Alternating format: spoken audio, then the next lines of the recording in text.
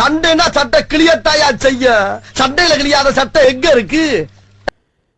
நடக்கக்கூடிய சந்திப்பை தாண்டி நடக்காத சந்திப்பு அப்படின்றது ஒன்று கவனம் இருக்குது. ஒன்று வழக்கமாக அரசியல் நாகரிகம் அப்படின்னு சொல்லிட்டு திருமாவளவன் பல தலைவர்களை பல இடங்களில் சந்திச்சிருக்காரு. அது கருத்து முரண் இருந்தாலும் அந்த அரசியல் நாகரத்தை பேணக்கூடியவர் தான் அவர். ஆனால் ராமதாஸ் அவர்களை இன்னைக்கு அவர் சந்திக்கல. ஏன் இந்த சந்திப்பை அவர் திட்டமிட்டு தவிர்க்கிறாரா, இல்லை அரசியல் ரீதியாக தனக்கு பாதிப்பு ஏற்படுத்தும் அப்படின்றதுனால அவாய்ட் பண்ணுறாரா? இல்லை, அரசியல் ரீதியாக கொள்கையில் வந்துட்டு பார்த்தீங்கன்னா ஒரு நேரத்தில் திரு ராமதாஸும் திருமாவளவனும் ஒன்றா இருந்தாங்க. அது ஒரு காலகட்டம். அவருக்கு தமிழ் கொடுத்தாங்கன்ற பேரை இவர் தான் கொடுக்குறாரு. பல இடங்களில் பார்த்தீங்கன்னா வன்னியர் கொடிகளெல்லாம் ஏற்றிருக்காரு, வன்னியர் சங்க கொடியெல்லாம் ஏற்றிருக்காரு திருமாவளவன். அவரும் பெரியார் அம்பேத்கர் சிலையெல்லாம் திறந்துருக்காரு, எல்லாம் பண்ணியிருக்காரு, விடுதலை சிறுத்தைகள் கொடியெல்லாம் ஏற்றிருக்காரு. ஆனால் அதுக்கப்புறமான ஒரு காலகட்டம் இருக்குங்களா, அதான் ரொம்ப மோசமானது. அப்போ முழுக்க முழுக்க பிசி அரசியலை முன்னெடுக்கிறேன் அப்படின்ற போர்வையில் தலித்துகளுக்கு எதிரான ஒரு பெரிய அளவுக்கான ஒரு முன்னெடுப்புகள் அவர் எடுத்தது. அப்புறம் இந்த கல்யாணம் பற்றி எல்லாம் உறவுகளெல்லாம் பற்றி பேசினது, நாடக காதல் அப்படிலாம் பண்ணி பிஜேபி ரேஞ்சுக்கு போயிட்டாரு. அப்போ என்ன ஆயிடுச்சு அப்படின்னா அந்த டிவிஷன் வந்துட்டு ரொம்ப பெருசாக போச்சு. இன்றைக்கி அந்த டிவிஷனை வந்துட்டு நீங்கள் மறுபடியும் ஒட்ட வைக்க முடியவே முடியாது. இப்போ கடைசியாக கூட இப்போ திரு திருமாவளவன் அவர்கள் வந்துட்டு சிதம்பரத்தில் நின்னார், பானையை உடைப்போம் அப்படின்னு சொல்லிட்டு தான் அன்புமணி ராமதாஸ் பேசுகிறாரு. அது தப்பு இல்லை. அது நீங்கள் என்ன பண்ணுறது, நீங்கள் உங்களுடைய கட்சியினுடைய ஆதரவாக போகணும், உடச்சி போடுவோம் அந்த பானை அப்படின்னு சொல்லிட்டு போகிறாரு அப்படின்னோம்னா அப்போ அது எவ்வளோ பெரிய விஷயம். அந்த பானை அப்படின்றது அவங்களுக்கு ஒரு சிக்னிஃபிகன்ஸான ஒரு விஷயம்.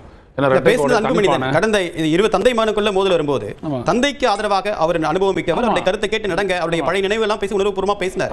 பட் அந்த உணர்வு இப்ப அன்புமணி பேசின கருத்து ஒரு பக்கம் வச்சிட்டோம் அப்படின்னா அப்ப தனியா இருக்காரு. ஆனா ராமதாஸுக்காக ஒரு சாஃப்ட் கார்னர் இருக்க வாய்ப்பு இல்லையா? மறுபடியும் கூட்டணிக்குள்ள சேர அளவுக்கு அது இல்லையா? இல்ல அப்படி பண்ண முடியாது அரசியல். ஏன்னா அவருடைய அரசியல் வந்து இந்த டிவிஷன் வந்துட்டு ரொம்ப ஆழமானது.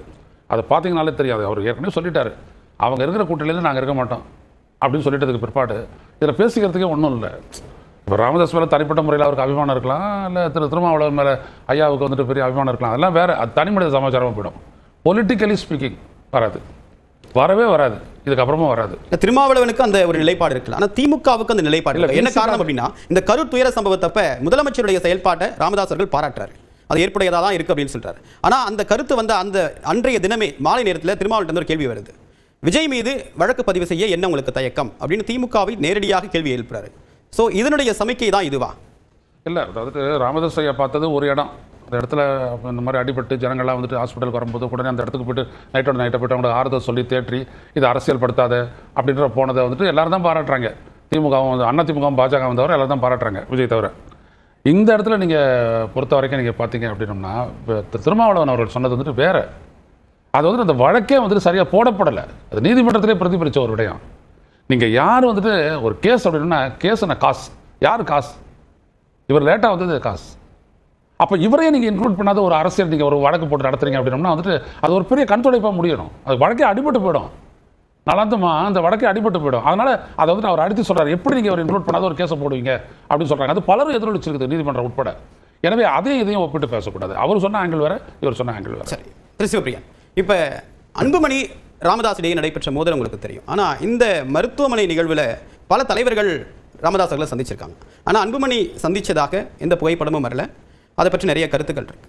ஏன் இப்போவும் தவிர்க்கிறாரா ராமதாஸ்? இதனுடைய நோக்கம் என்ன? இல்லை, தவிர்க்கிற மாதிரி தான் தெரியுது. சரி, ஐயநாதன் சார் சொன்னதில் நான் முழுவதும் அதுதான் நான் முன்ன சொன்னதும் கூட. இந்த நிலைப்பாடுங்கிறத வந்து திருமாவளவன் ரொம்ப வெளிப்படையாக எடுத்துட்டார். ராமதாஸ் அப்படிங்கிறவரும் அன்புமணி அப்படிங்கிறவரும் எங்களை பொறுத்தவரை ஒன்று தான். அவங்களுக்குள்ள தந்தை மகனுக்குள்ள சண்டைகள் இருக்கலாம், முரண்பாடுகள் இருக்கலாம், கட்சி கூட உடையலாம். ஆனால் பாமகவினுடைய கொள்கை அதே தான். ராமதாஸ் அவர்களுக்கு அந்த கட்சி உடைஞ்சிறதுனால அவருடைய கொள்கை மாறப்போவதில்லை. இதில் என்னன்னா, அந்த திரு சார் வந்து அந்த சிதம்பரத்தை பற்றி சொன்னார். தர்மபுரியிலும் அதே போன்ற விஷயங்களை திரு அன்புமணி பேசியிருக்கிறார். அவர்களை பொறுத்தவரையில் அந்த வன்னிய மக்களினுடைய ஓட்டுகளை வாங்குவதற்கு அவர்கள் வந்து அந்த திருமாவளவன் அவர்களை தான் அவரை டார்கெட் பண்ணி தான் அந்த ஓட்ஸை வந்து அவங்க வந்து இன் ஃபேவராக அவங்களுக்கு பண்ணுறாங்க. ஸோ அப்படி இருக்கும் பொழுது அந்த ஒரு என்ன சொல்கிறது, ஒரு பயங்கரமான ஒரு பொலிட்டிக்கல் சொல்கிறது ஒரு அனிமாசிட்டி அவங்களுக்குள்ளே இருக்குது. அந்த பொலிட்டிக்கல் அனிமாசிட்டி வந்து பிரிட்ஜ் பண்ணவே முடியாது. அவங்க ரொம்ப திமுக வந்து இதில் வந்து நான் ஏற்கனவே சொன்னது தான், 3 தேர்தலில் நின்றுட்டாங்க. 3 தேர்தலில் வந்து விடுதலை சிறுத்தைகள் வந்து ரொம்ப ஸ்டெடியாக இருக்கிறாங்க. நாங்கள் வேணும்னா நாங்கள் தான் வேணும், நீங்கள் அவங்கள கூட்டிகிட்டு வந்தீங்கன்னா நாங்கள் இருக்க மாட்டோம்னு. ஸோ அப்படி இருக்கிறத விட பாமகவை விட விசிக வந்து ரிலையபிள் ஆலை. ஸோ ரிலையபிலிட்டி அப்படின்ற ஃபேக்டர் வரும்பொழுது திருமாவளவன் வந்து அங்கே மேலோங்கி நிற்கிறார்.